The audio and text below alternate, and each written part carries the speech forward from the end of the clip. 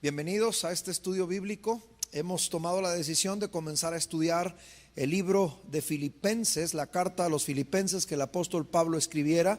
Así que vamos durante estas semanas a estar meditando, como lo dijimos, palabra por palabra, verso por verso, capítulo por capítulo, para descubrir las verdades profundas que este precioso libro de la Biblia tienen para usted y para mí. Así que abramos nuestra Biblia en la carta a los Filipenses, si somos tan amables. El día de hoy vamos a estar estudiando algunas de las generalidades de este libro.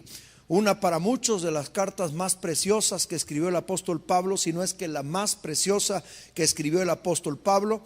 Ha recibido algunos títulos esta carta a los Filipenses. El más conocido se le conoce como la carta del gozo o la epístola del gozo. Algunos otros han dicho que también se le puede nombrar como la carta de las cosas excelentes, por aquel pasaje precioso del capítulo número 2, hablando de la excelencia de Cristo. En definitiva, es una carta con muchas enseñanzas para nosotros. Es una carta preciosa en toda la extensión de la palabra. El escritor de la carta, el autor es el Espíritu Santo. El escritor de la carta, ya lo mencioné, es Pablo. La mayoría de nosotros sabemos quién fue Pablo, quién era Pablo. Encontramos como en el libro de los Hechos, capítulo número 9, cómo Jesucristo se encontró con él se encontró con Cristo. A partir de ahí su vida cambió, su historia cambió. Esto sucedió, si lo calculamos, aproximadamente en el año 35 después de Cristo, cuando Saulo se entrega al evangelio y comienza a predicar del evangelio. Y así que a partir de ahí Pablo comienza a vivir una vida cristiana preciosa, guiada por el Espíritu Santo. Y dentro de toda su historia, una de estas escritos, de estas cartas que al final de su vida escribió, es esta carta a los Filipenses.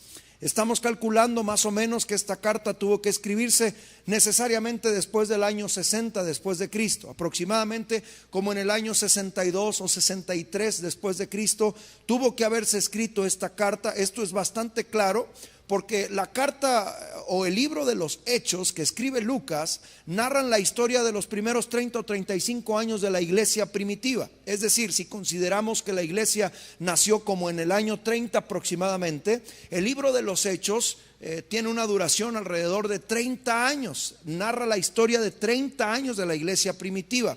Por lo que en el libro de los Hechos, el último capítulo, el capítulo 28 del libro de los Hechos, termina ese libro histórico con Pablo vivo todavía. Es decir, está encarcelado en Roma, Hechos 28, ahí está en Roma, pero está vivo todavía. No se nos relata exactamente su muerte en el libro de los Hechos. Si Filipenses se hubiera escrito, necesariamente tuvo que escribirse después de ese año 60-61, porque si no, el libro de los Hechos hubiese claramente determinado la muerte de Pablo. No es así. De tal manera que cuando el libro de los Hechos se escribe, Pablo aún está vivo. Y el libro de los Hechos se escribió alrededor del año 60 o 61. Por lo que esta carta a los Filipenses, que se ubica dentro de este tiempo, tuvo que escribirse por ahí alrededor del año 62 o 63. Definitivamente todavía Pablo tiene mucho que expresar. Nosotros vemos que Pablo está en prisión cuando escribe esta carta a los Filipenses, en algún lugar en Roma. Pablo está preso. Esto está en el versículo primero, versículo número 7. Si usted se ubica conmigo ahí, dice: como me es justo sentir esto de todos vosotros, por cuanto os tengo en el corazón y en mis prisiones. Es decir, él establece que está en prisiones. El libro de los Hechos 28 dice que está preso en Roma. Es decir, la carta a los Filipenses tuvo que haberse escrito en este tiempo en que Pablo estuvo en Roma siendo juzgado antes de su muerte, y en alguno de estos meses que estuvo en Roma justamente tuvo que haberse escrito esta carta a los Filipenses. También en el verso 13 y 14 de la carta a los Filipenses, Pablo atestigua que está preso, de tal manera que mis prisiones, dice el versículo 13, se han hecho patentes en Cristo. Y la mayoría, versículo 14, de los hermanos, cobrando ánimo en el Señor con mis prisiones. Es decir, es un hecho que Pablo escribió esta carta mientras está en la cárcel. Hablo alrededor del año 62 o 63 después de Cristo, y se le escribe esta carta a una de las iglesias, o a la iglesia más cercana que tenía el apóstol Pablo. La iglesia de los Filipenses era una iglesia que tenía estrechos lazos de amistad con Pablo. ahorita lo vamos a estudiar. ¿Por qué creemos esto? Es muy importante porque se le habla, o Pablo le habla a los filipenses, y nosotros podemos percibir un lenguaje bastante amistoso, de mucho cariño, de mucho amor, de muchos elogios, y tiene su sentido bastante interesante que en un momento más estaremos escudriñando. De tal manera que entonces debo confirmar, insisto, que esta carta que escribió Pablo por el año 62 o 63 la tuvo que haber escrito desde una prisión en Roma. Fue enviada desde Roma hasta Filipos. O la iglesia de los filipenses, los habitantes de Filipos que habían creído en Cristo. Es bastante interesante la historia que tienen con el apóstol Pablo. Cuando el apóstol Pablo los conoce, la primera vez que llega Pablo a Filipos es en su segundo viaje misionero. Estoy alrededor del año 51 o 52 después de Cristo. El libro de los Hechos nos narra esta llegada justamente que Pablo tiene a la iglesia de Filipos. Es producto de este segundo viaje misionero que Pablo había hecho con Silas, con Timoteo y con Lucas. Habían estado en este segundo viaje misionero. Y esta historia entre Pablo y los filipenses es muy peculiar, porque el libro de los Hechos, en el capítulo 16, se nos narra cómo Pablo fue guiado por el Espíritu Santo en una visión que él tuvo acerca de un hombre macedonio que le rogaba y le decía: por favor, ven a Macedonia. Cuando Pablo despierta, estoy en Hechos capítulo 16, los primeros versos, inmediatamente habla con sus colaboradores y les dice: tenemos que ir a Macedonia. Filipos es la ciudad más importante de la provincia o de la región de Macedonia. Es decir, que Pablo fue guiado por el Espíritu Santo a esta tierra para hablarles de Jesús a estas personas que vivían ahí. Y lo que sucedió cuando Pablo llegó a Filipos es simplemente asombroso. La mayoría de nosotros conocemos esta historia, cómo llegó a Filipos, comenzó a predicar el evangelio. Pronto una mujer llamada Lidia se entregó al evangelio, le pidió a Pablo que se quedara ahí en Filipos para seguir compartiendo. Pero es aquel relato de la historia tan interesante cuando una muchacha poseída o endemoniada que practicaba la adivinación va persiguiendo a Pablo por las calles en Filipos diciendo: háganle caso porque este es un varón de Dios. Obviamente esta era una trampa del diablo. El diablo quería confundirse, como si la adivina dijera: como este también yo soy de los mismos, somos de los mismos. Pero Pablo, molesto, reconociendo que hay blanco y negro, hay bien y mal, hay Dios y el diablo, y esto no puede confundirse de ninguna manera, es cuando el apóstol Pablo voltea con aquella muchacha y le dice: en el nombre de Jesucristo te libero, sal de ella. Le habla al demonio y es liberada aquella mujer.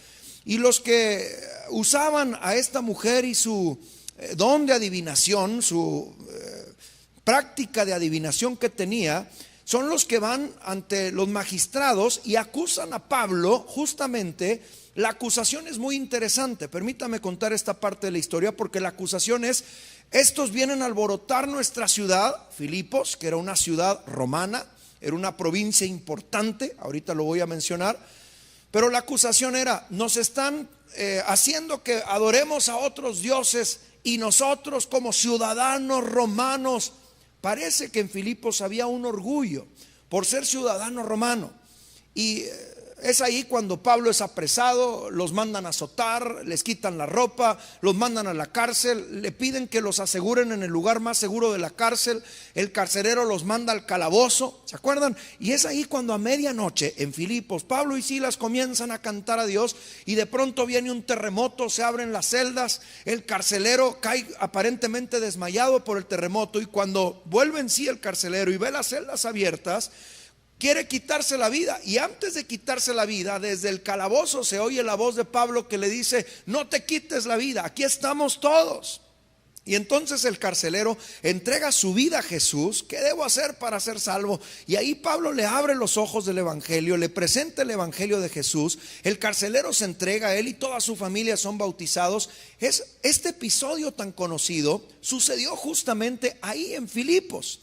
La carta que vamos a estudiar es una carta que Pablo le escribe a esta iglesia de Filipos. Por eso se le llama la carta a los filipenses, justamente. Y es bastante interesante este relato, porque esto es lo que realmente es el evangelio. El evangelio es para todos. Y lo que sucedió en Filipos es muy interesante. Esta historia que te acabo de platicar viene o se redondea o está inmiscuidos principalmente tres personajes. Uno es Lidia, otro es la muchacha endemoniada o adivina, y otro justamente es el carcelero. Y quiero detenerme por un momento porque esto es el evangelio de Jesucristo. El evangelio de Jesucristo es para todos. Lidia, que era una mujer asiática, no era griega, no era romana, era una mujer asiática, era vendedora de púrpura, la sustancia o algo bastante caro, es decir, un vendedor de púrpura necesariamente era alguien bastante acomodado económicamente. Y aquí está representando Lidia, que recibe el evangelio, la clase alta. Cómo Jesús es para la clase alta. Pero en segundo lugar tenemos justamente a la muchacha adivina, era una muchacha esclava, representándonos a la clase baja, la más baja, como para ella también fue Jesucristo. Cuando Pablo la libera, aquella muchacha queda libre de aquel demonio que la poseía y que le hacía adivinar, dándonos claramente que Jesús no solamente es para los de clase alta, sino también es para los de clase baja. No solo para los asiáticos, sino también para los griegos, como era esta mujer. Y en tercer lugar, el carcelero, que es un ciudadano romano en toda la extensión de la palabra, nos representa la clase media, la clase de funcionarios que no eran de clase baja, tampoco eran de clase alta, pero tenían una clase media. Hermanos, amigos, ¿qué quiero decir? La historia de Pablo en Filipos me grita que Jesucristo es para asiáticos, griegos, romanos y de cualquier nacionalidad, para ricos y pobres y de clase media. Jesús es para todos. El evangelio de Jesús es para ti y para mí. Tengamos la nacionalidad que tengamos, vivamos en la esfera social o económica que vivamos, Jesucristo es para todos nosotros. Y esta historia que Pablo vive en Filipos, comenzó una relación entre Pablo y la iglesia de Filipos muy estrecha, muy cercana, tan cercana que en el tercer viaje misionero que Pablo realiza, por lo menos encontramos, según Hechos capítulo 20 versículos del 1 en adelante, que Pablo la visita por lo menos 2 veces. Es decir, estamos en presencia quizá de la congregación que era más cercana al apóstol Pablo. Por eso no me sorprende leer en el capítulo 4 versículo 1 de la carta a los Filipenses cómo los llama Pablo. A ningunos otros los llama así. Les dice: así que hermanos míos, amados y deseados. Los llama amados, míos, deseados, gozo y corona mía. Estén firmes en el Señor, y les vuelve a decir amados. Es claro que el apóstol Pablo tenía una relación bastante cercana justamente con la iglesia de Filipos. Y esto es muy interesante, amigos, porque esta carta, aunque se integra en el Nuevo Testamento, está ubicada en el Nuevo Testamento dentro de la sección de las epístolas de Pablo, es muy importante reconocer que esta epístola es tan personal. Pablo es tan cercano a la iglesia de Filipos que de alguna manera él va a abrir su corazón para demostrarnos qué hay en su corazón. Para muchos las epístolas de Pablo son los documentos más interesantes del Nuevo Testamento por muchas razones. Son documentos bastante personales que revelan el alma y el carácter de quien escribe una carta. No es lo mismo cuando alguien escribe un documento, un tratado, un libro, y aunque ahí podemos ver el carácter del escritor o del autor en un libro, en una novela, pero cuando hablamos de la escritura de una carta, estamos hablando de algo sumamente personal. De tal manera que las cartas de Pablo nos revelan cuál era el carácter de Pablo, cuál era su manera de pensar, cómo era su manera de vivir. Nos revela su alma, lo que él pensaba, cómo vivía, porque cuando hablamos de cartas, nadie debemos pensar que Pablo estaba meditando ahí en su escritorio pensando: ¿qué les escribo? ¿Qué tratado teológico voy a escribir? No, hermanos, una carta se escribía para arreglar algún asunto inmediato que se tenía que resolver, fuera problemático o no problemático. Y este es el caso de la carta a los Filipenses. No solamente es una carta que nos va a revelar lo más profundo de Pablo, sino que además es una carta escrita a la iglesia probablemente más más cercana que tenía el apóstol Pablo. Y ahí, como una carta, vamos a encontrar dentro de sus secciones un saludo, una oración, unas palabras de gratitud. Vamos a encontrar un tema congruente o conducente en los capítulos, y al final pues la despedida o los saludos finales de aquí para allá y de allá para acá, etcétera, como todas las cartas. Pero quiero hacer énfasis, hermanos, cuando veamos y leamos la carta a los Filipenses, veamos a Pablo escribiéndole a un grupo de amigos. Y lo mismo quiero aplicarte a ti y a mí. Cuando leamos las palabras de la carta a los Filipenses, veamos o escuchemos al Espíritu Santo hablándonos a nosotros, los cristianos, con un lenguaje de amistad. Jesús quiere ser nuestro amigo, y quiere ser nuestro amigo más cercano, como lo era Pablo a la iglesia de los Filipenses. De la misma manera, nuestro amigo Jesús estará hablándonos a lo largo de la carta a los Filipenses en una forma cercana, contundente, abriéndonos su corazón, lo que Él piensa, lo que Él dice, lo que Él quiere para nosotros, haciéndonos llamados importantísimos a través de esta carta que Pablo le escribió a los Filipenses. El Señor Jesús también quiere hablarnos a usted y a mí en una forma cercana. Ahora bien, cuando hablo acerca de la iglesia de Filipos, tengo que pensar y tengo que meditar, porque fue escrita a una iglesia en concreto. Tengo que pensar cómo era la iglesia de Filipos.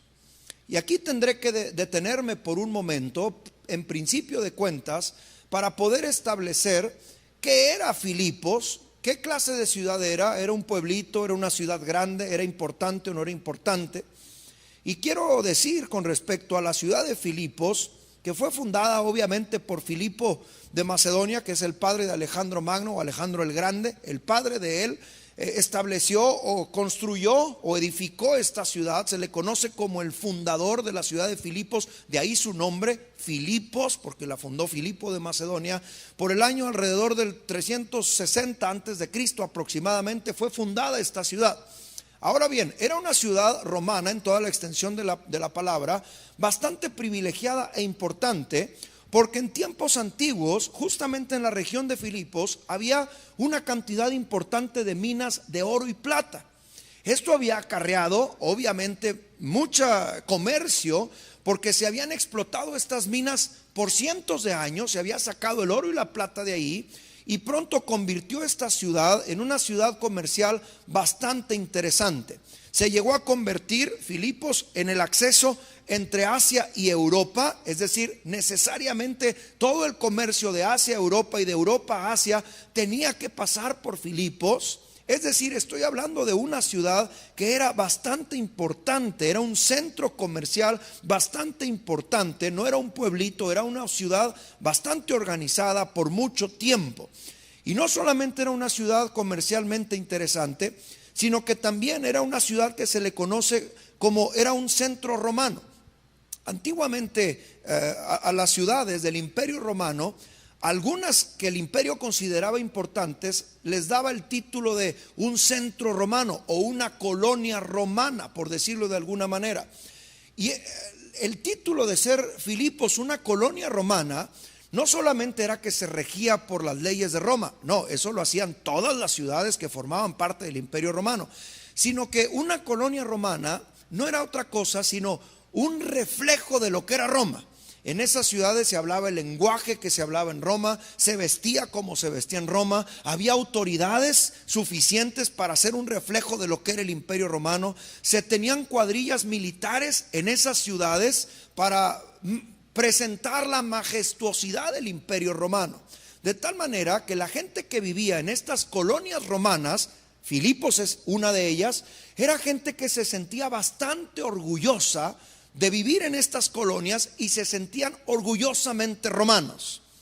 Creo que es parte de la razón por la cual Pablo les escribe en el capítulo número 3 a los filipenses, en el versículo 20, como diciéndoles: qué bueno que viven en una ciudad importante comercialmente, es una colonia romana, ahí está el reflejo de la gloria de Roma, pero no se les olvide, y ahora me dirijo a ti, no se nos olvide a ti y a mí que nosotros tenemos una ciudadanía en los cielos. Filipenses 3:20, Pablo les escribe: mas nuestra ciudadanía, Filipenses, qué bueno que estén orgullosos de su ciudad, qué bueno que sean parte de una ciudad importante, pero no se nos debe olvidar que nuestra ciudadanía está en los cielos, de donde también esperamos al Salvador, a nuestro Señor Jesucristo.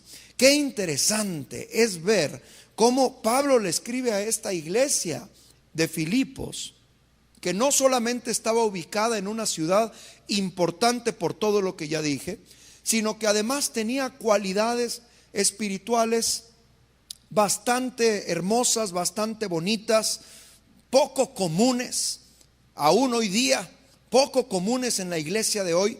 La iglesia de Filipos, por lo menos voy a mencionar dos características preciosas de la iglesia de Filipos. En primer lugar, me queda clarísimo con el relato de Filipenses, con un escrito en 1 Corintios, con otro escrito en el libro de los Hechos. Me queda clarísimo que la iglesia de Filipos, en primer lugar, era una iglesia muy generosa. Qué bonito es encontrarnos con una iglesia generosa, o al menos eran muy generosos con Pablo. En 2 Corintios capítulo 11, versículo número 9, cuando Pablo está defendiendo su fe y su ministerio con los corintios, él escribe y dice: porque cuando yo estuve entre vosotros, les dice a los corintios, ustedes no me mantuvieron, sino los que me mandaban ofrendas para mi sustento y que yo siguiera predicando aquí en Corinto fueron los filipenses, los de Filipos. Es decir, la iglesia de Filipos había mantenido una relación de generosidad con el apóstol Pablo.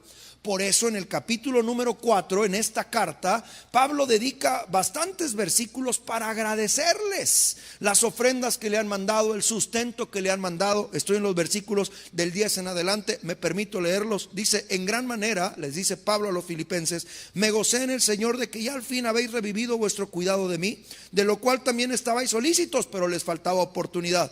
No lo digo porque tenga escasez, o sea, gracias por mandarme esas ofrendas que hoy me sustentan, que hoy me sostienen, sino que yo he aprendido, dice el apóstol Pablo, a contentarme cualquiera que sea mi situación. Sé vivir humildemente, sé tener abundancia, sé vivir en escasez. Todo lo puedo en Cristo que me fortalece. Sin embargo, gracias por participar con esas ofrendas conmigo, porque han fortalecido mi alma.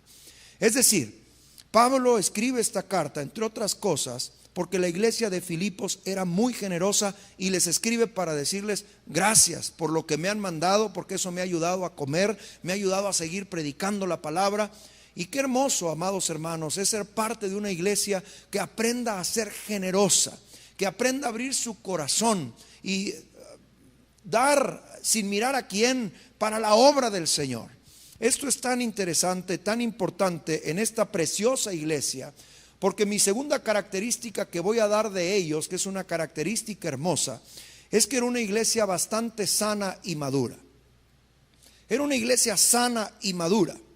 Miren, a diferencia de los escritos de Pablo a otras iglesias, como pudiera ser la de Corinto, la de Galacia, la de Colosas, Tesalónica, etcétera, en esta carta a los filipenses no encuentro ningún problema por el cual Pablo les esté escribiendo. O sea, no hay una exhortación tal como: me he enterado que han abandonado la fe o que están volviendo al judaísmo. No encuentro ningún reclamo, ninguna exhortación, ningún regaño, porque la iglesia de Filipos era muy sana doctrinalmente y era una iglesia bastante madura. De hecho, Pablo desde el capítulo 1 los elogia por su fe y les dice: estoy sorprendido por la fe que ustedes demuestran. Por eso menciona el versículo maravilloso, el verso 6 dice: porque veo la fe de ustedes, es que estoy convencido que el que comenzó la obra en ustedes, que tienen esa fe, la terminará hasta el día de Jesucristo. Es decir, era una iglesia madura, era una iglesia sana.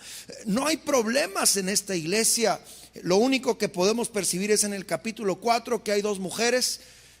Perdón por la broma, pero las mujeres siempre con líos entre ellas. Una se llamaba Evodia y otra se llamaba Síntique, y hay como que cierta diferencia, y Pablo nomás les escribe: le pido a Evodia y a Síntique que sean de un mismo sentir en el Señor. Es decir, es una iglesia sin problemas. Era una iglesia probablemente o seguramente la iglesia preferida del apóstol Pablo, favorita por muchas razones. Los amaba, los guardaba en el corazón, los llama gozo y corona mía. y creo que en parte era una de sus iglesias favoritas porque era una iglesia generosa y en segundo lugar sana y madura. Entonces, amados hermanos, ¿para qué les escribe Pablo? Si parece ser una iglesia que no tiene necesidad de exhortación, que no tiene necesidad de que Pablo les mande algún consejo, ¿cuáles son las razones? ¿Cuál es el propósito de esta carta? Y voy a mencionar 4 propósitos que tiene la carta de Pablo a los filipenses, que están claramente identificados en el texto de la misma carta que vamos a estar estudiando en estas semanas. En primer lugar, ya lo dije, capítulo 4, versículos del 10 en adelante, el primer propósito de la carta es que Pablo quiere darles las gracias por haber sostenido su ministerio, por haberle mandado esa ayuda económica para que él pudiera seguir predicando y enseñando la palabra de Dios. Esto, amados hermanos, es algo precioso verlo, porque qué bonito es aprender a ser agradecidos. Creo que el propósito que Pablo tuvo para escribir esta carta desde la cárcel en Roma, tomarse un tiempo todavía para decirles muchas gracias, me ha sido muy beneficioso. Hermanos, esto nos enseña a usted y a mí que sin importar las circunstancias que vivamos o las necesidades que tengamos o las carencias por las que estemos pasando, Dios quiere enseñarnos a ser agradecidos. Seguramente alguien nos ha bendecido. Seguramente alguien nos ha ayudado de una o de mil formas. Qué hermoso es tomarnos un tiempo para poder aprender a decir gracias. El primer propósito de esta carta que quiero mencionar es que Pablo quería darles las gracias a los filipenses. En segundo lugar, creo que el segundo propósito está bastante identificado en la carta, es defender un poco a un personaje importante que es Epafrodito. Epafrodito era el que había sido enviado por la iglesia de Filipos con la ofrenda para Pablo, pero no solamente había llegado a Pablo para dársela. La iglesia de Filipos lo había seleccionado para que le llevara la ofrenda y para que se quedara con Pablo, a ayudarlo, a que tuviera lo necesario. Es decir, le habían encomendado ser un acompañante de Pablo. Pero por lo que sabemos y leemos de la carta, Epafrodito aparentemente había entrado en un proceso de enfermedad, y entonces Pablo decide regresarlo a Filipos. Es decir, le agradece y le dice: Epafrodito, gracias por estar aquí, gracias porque quisiste quedarte este tiempo, pero prefiero que te regreses para que allá con tu familia, en tu iglesia, te atiendan, te curen, te sanen. Y dentro de la carta, Pablo escribe para que los filipenses, cuando llegara Epafrodito, no lo vieran como un fracasado y no le reclamaran: Epafrodito, ¿qué estás haciendo aquí? Te mandamos para que estuvieras allá, ¿por qué te enfermaste? No, sino que Pablo les escribe y les dice: recíbanlo bien. Capítulo número 2, versículos 29 y 30. Es el segundo propósito, defender a Epafrodito para que regresara a Filipos y lo recibieran con los brazos abiertos. Dice el versículo 29 y 30: recíbanle pues en el Señor con mucho gozo y tengan en estima a los que son como él. 30. Porque por la obra de Cristo estuvo a punto de morir, exponiendo su vida para suplir lo que faltaba en vuestro servicio por mí. Es decir, Pablo escribe esta carta para regresar a Epafrodito y que lo recibieran como se merece un siervo de Dios, que lo recibieran en amor, con aplausos. Él había arriesgado su vida, por lo que el mismo Pablo dice, para defender a Pablo y para sustentarle en lo que él necesitaba. Es decir, había cumplido perfectamente la misión por la cual había sido llevado hasta Pablo, y ahora Pablo lo regresa escribiendo y diciendo: recíbanlo con gozo, porque lo que hizo fue maravilloso y todos debemos de tener en gran estima a los que son como él. Oh hermano, qué maravilloso es que como cristianos podamos reconocer a aquellas personas que sirven a Dios con pasión. Esta carta fue escrita para reconocer en Epafrodito a un gran siervo de Dios. Y qué hermoso, así como podemos tomarnos un tiempo para ser agradecidos con los que nos bendicen, qué bonito es que podamos también nosotros tomarnos tiempos para reconocer a los grandes siervos que Dios ha levantado para bendecir a la iglesia. Este es el segundo propósito de la carta. Ahora bien, entrando a mi tercer propósito, ya va acerca de un propósito un poco más general con respecto a la iglesia. Y el tercer propósito por el cual Pablo escribe a los filipenses es alentarlos, darles ánimo, que no se desanimaran, porque la iglesia de Filipos estaba viviendo un tiempo de persecución. Esto está clarísimo en lo que dice el capítulo primero. Cuando usted lo lea lentamente a lo largo de esta semana se dará cuenta. Pero quiero leer por lo pronto los versículos 28 y 29 y 30, es decir, los últimos versículos del capítulo 1.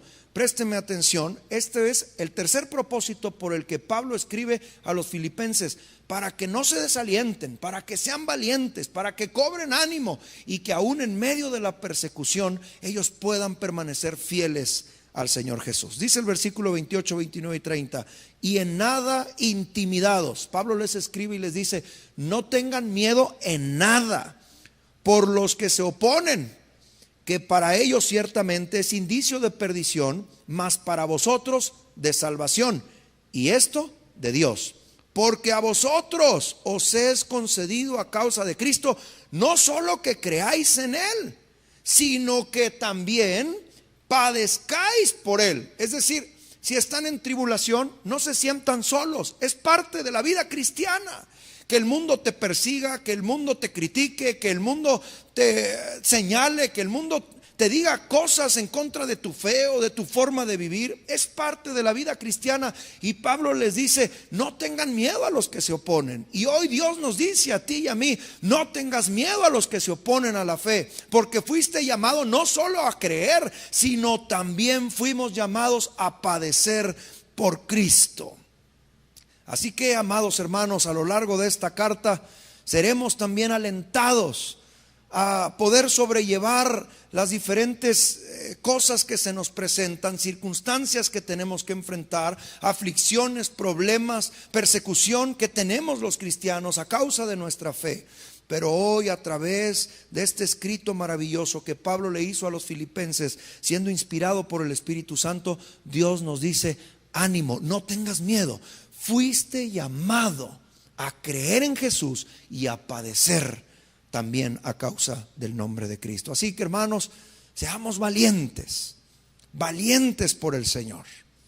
Y en cuarto y último lugar, el cuarto propósito que quiero mencionar antes de terminar este primer estudio de la carta a los filipenses en las generalidades, la cuarta razón o el cuarto propósito por el cual se escribió esta carta, Pablo le escribió, es que les hace un claro llamado a la unidad. Pablo hace a la iglesia de Filipos un claro llamado a la unidad. Amados hermanos, hoy los cristianos en el mundo tenemos que estar más unidos que nunca. Tenemos que dejar nuestras diferencias a un lado. De ahí el capítulo precioso, el capítulo número 2, uno de los capítulos más preciosos y uno de los pasajes más preciosos y más cristocéntricos de todo el Nuevo Testamento, cuando Pablo les escribe a los filipenses y nos dice a ti y a mí: en donde quiera que te encuentres en el mundo, haya pues en vosotros este mismo sentir que hubo también en Cristo Jesús, versículo 5 en adelante, el cual, siendo en forma de Dios, no estimó el ser igual a Dios como cosa que aferrarse, sino que se despojó a sí mismo, tomando forma de siervo, hecho semejante a los hombres, y estando en la condición de hombre. Este es el llamado de Dios para nosotros, iglesia. Este Jesucristo maravilloso se humilló a sí mismo, haciéndose obediente hasta la muerte y muerte de cruz. Hoy Dios quiere hacernos un llamado a la unidad, cristianos. A la unidad en nuestro servicio cristiano, a la unidad en nuestra fe en el Señor, a la unidad, a la obediencia que le debemos a Cristo, porque a través de estas cosas Dios siempre querrá bendecirnos. Y creo, amigos, hermanos, no estarme equivocando al haber seleccionado por guianza del Espíritu Santo esta carta a los filipenses para estarla estudiando, porque Dios quiere hacernos un llamado a la unidad como pueblo cristiano.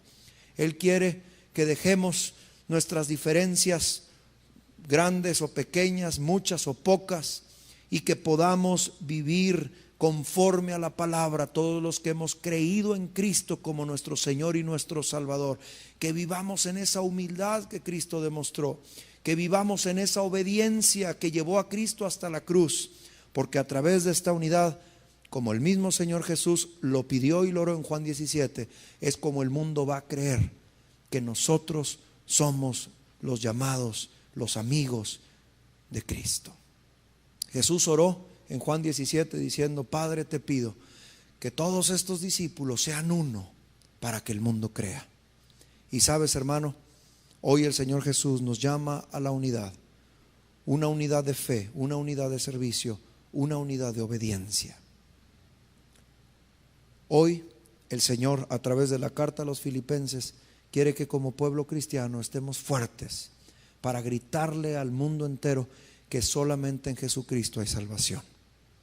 Y este llamado, estos propósitos que Pablo tuvo para escribir esta carta a los Filipenses, hoy quieren golpear nuestra vida y quieren hacernos un llamado, una palabra de aliento para, en medio de las tribulaciones, permanecer firmes en la palabra y que podamos unirnos en la fe en el Señor Jesucristo, la obediencia a su palabra y la humildad en el servicio como verdaderos cristianos que somos.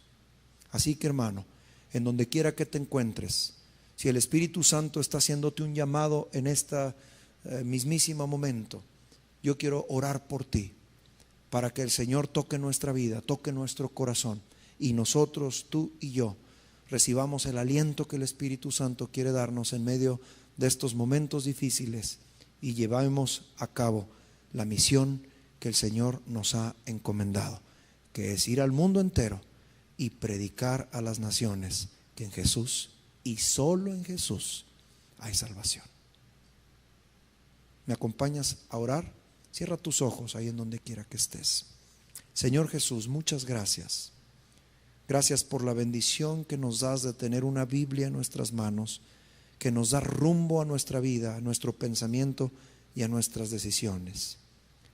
Quiero pedirte, Señor, para que cada uno de los que estamos en este momento recibiendo un llamado de tu parte, Espíritu Santo, un llamado a cobrar ánimo, a ser agradecidos, un llamado a defender nuestra fe cristiana hasta las últimas consecuencias. Ayúdanos y danos el valor para recordarnos que fuimos llamados no solo a creer, sino también a padecer. Ayúdanos, Señor, a estar unidos en medio de esta situación difícil que estamos pasando como humanidad en el mundo entero, que todos los cristianos en el mundo entero cerremos filas y podamos estar unidos predicando el evangelio que puede cambiar a este mundo, que es tu evangelio, Señor Jesús.